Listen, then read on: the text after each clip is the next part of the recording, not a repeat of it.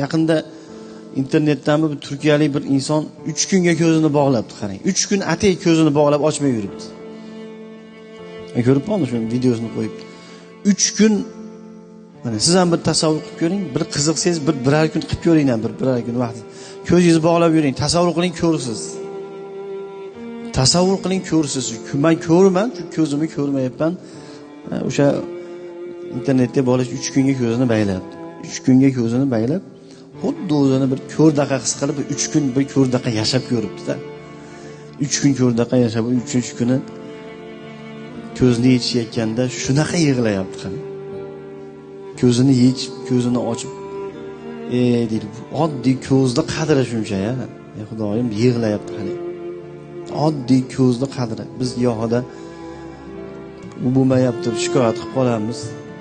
Xudoning taqdiriga rozi bo'lmay qolamiz, shunaqa bo'lib qoladi.